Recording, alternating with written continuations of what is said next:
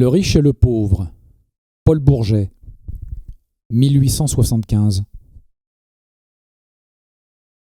Première partie. Madame Louise, marquise d'Étaules, est une jolie veuve, un peu trop blonde, âgée de 25 ans environ. Ses amis et moi, nous l'appelons la marquise Lise. Cela rime, vous voyez, et cette bizarrerie gracieuse sied merveilleusement à la dame. Je me souviens même qu'un jour, sur sa demande, j'essayai pour elle un madrigal dont voici le premier et unique vers. Étant le féminin d'Ulysse, elle est si blanche. J'ai eu tellement peur de gâter ce début que j'en suis demeuré là. Comment advint-il que cette marquise, blanche et pure comme les lys, se trouva un matin avoir pris deux amoureux à la fois? Par coquetterie, n'est-ce pas? Elle ne permit ni à l'un ni à l'autre de lui baiser seulement le bas de sa robe. Par perversité? La marquise n'était ni perverse, ni coquette, elle était charitable. Seconde partie. Imaginez-vous qu'au bois, par une belle après-midi de février, la marquise avait ramassé à terre, dans une allée écartée, où elle était descendue pour faire quelques pas à pied, un petit porte-cartes en maroquin bleu foncé doublé de satin bleu clair. L'objet, décoré d'une couronne de comte, était coquet. Aussi la marquise, à peine remontée en voiture, laissa ses petits doigts retirer des poches plusieurs cartes de visite. Sur ces cartes étaient gravés le nom et le titre du comte Jacques de Neuil.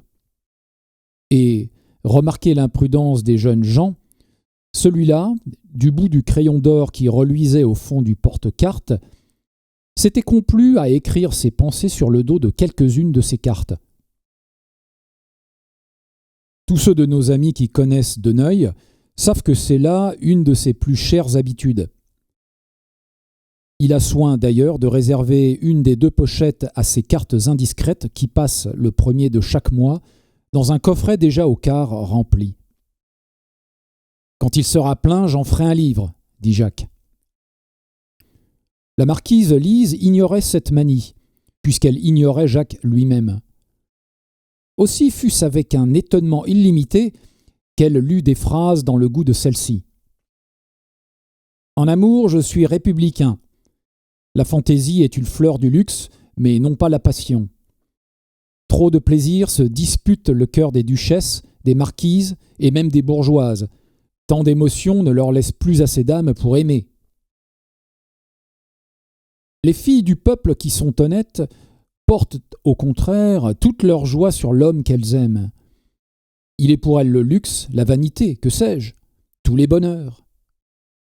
Il est vrai qu'elles ne portent pas de robe de chez Worth.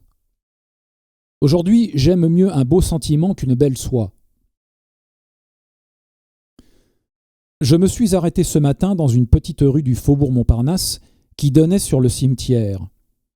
Grand silence. Une fenêtre entr'ouverte me laissait voir une tête de jeune fille penchée sur l'ouvrage. Ses cheveux blonds, simplement relevés, étaient adorables au soleil.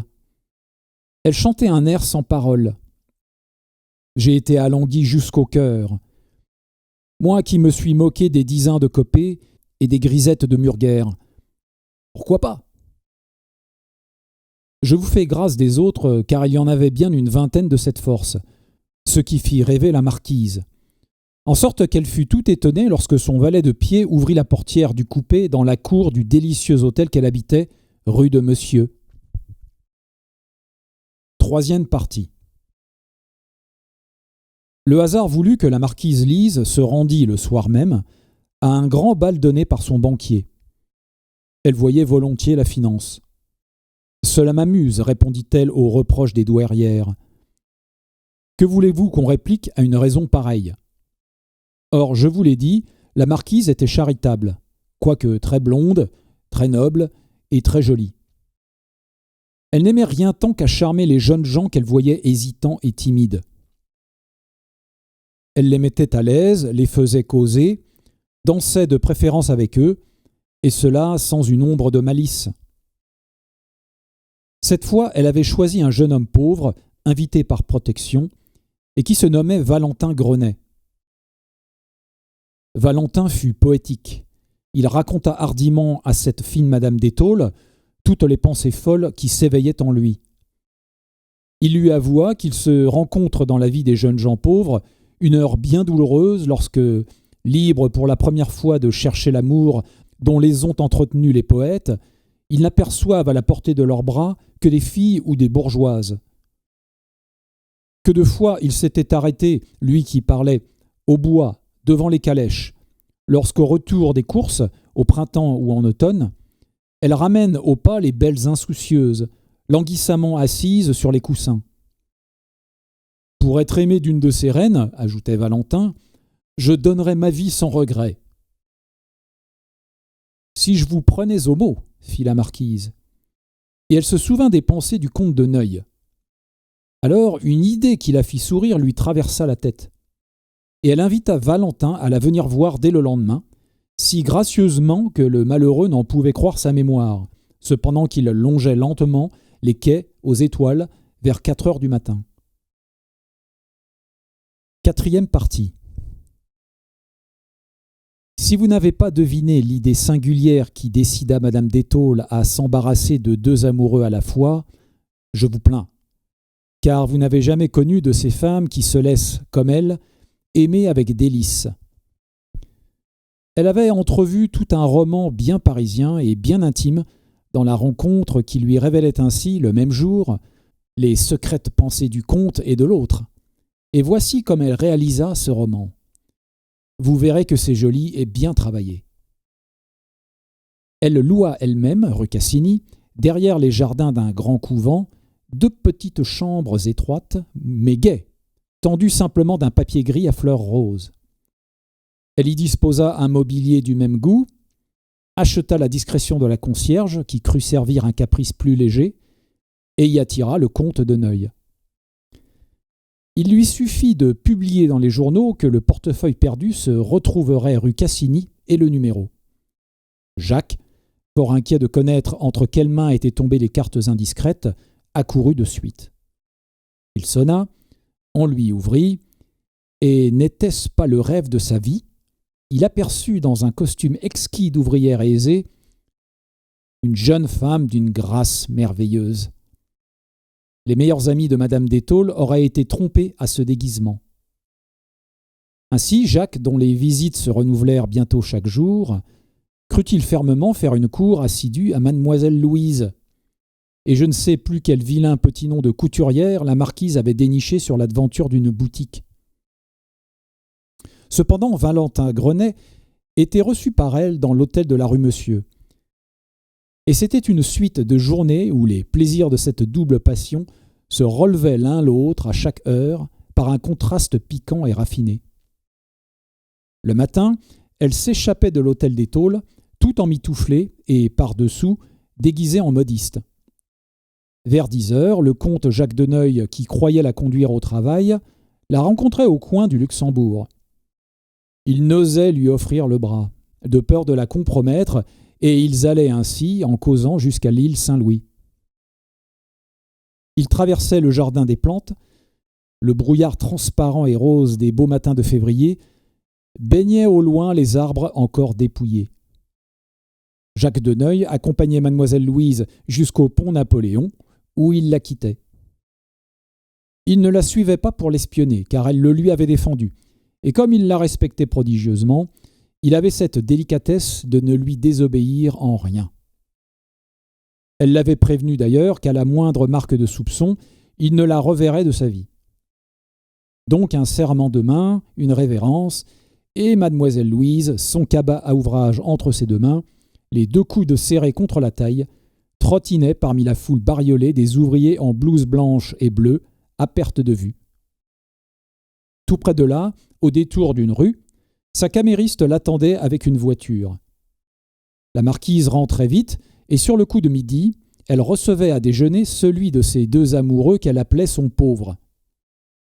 Elle s'habillait pour lui plus élégamment encore que de coutume. Elle le faisait déjeuner d'une chair exquise, lui offrait des cigares incomparables, et tout cela d'une façon presque maternelle. Au fond de son cœur, c'était celui des deux qui la touchait le plus.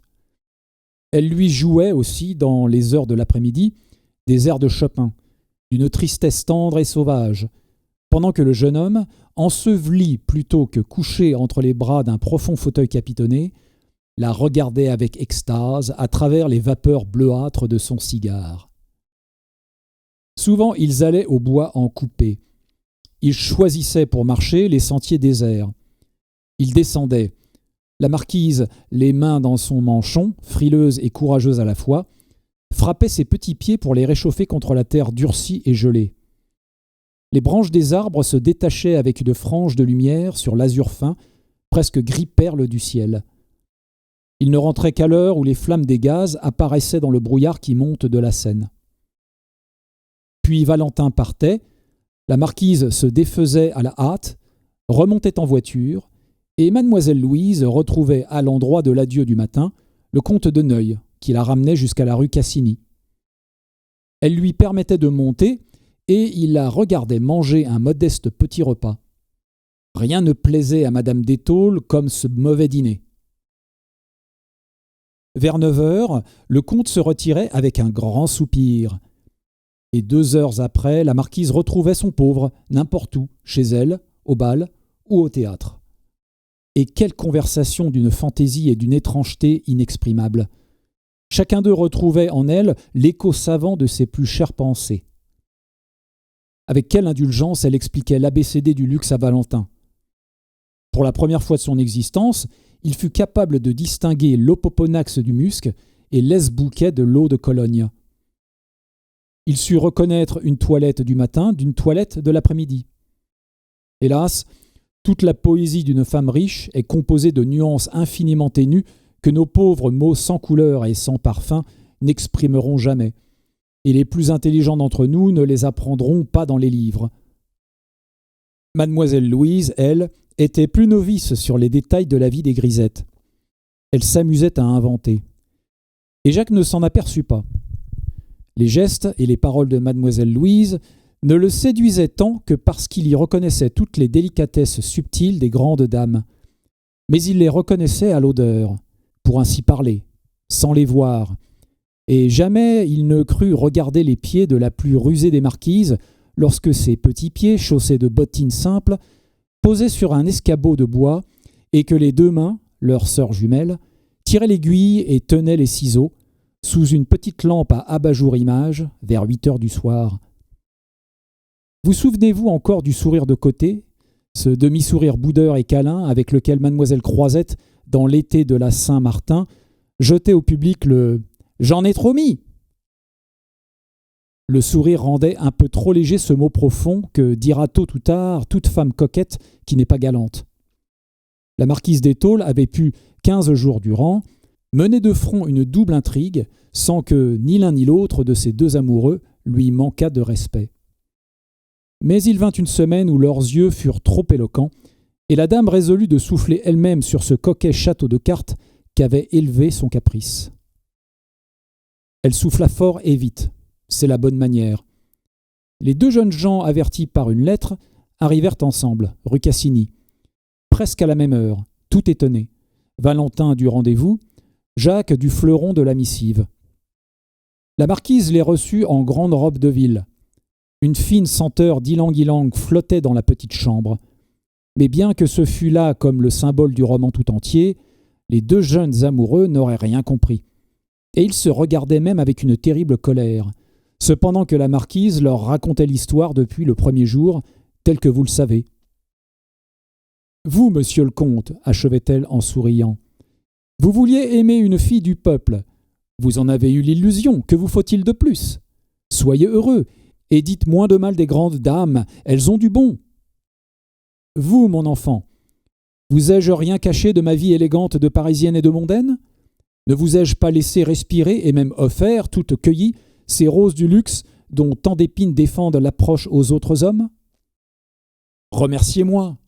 Et tenez, puisque vous avez été bien sage, vous aurez chacun une main à baiser.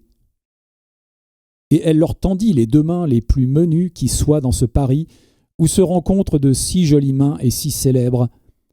Les amoureux ne sont guère respectueux, et ceux-là, au lieu d'appuyer leurs baisers sur la pointe des ongles, comme il convenait, les traînèrent le long des doigts avec une lenteur flatteuse mais indiscrète, qui fit penser à la marquise « Il était temps ».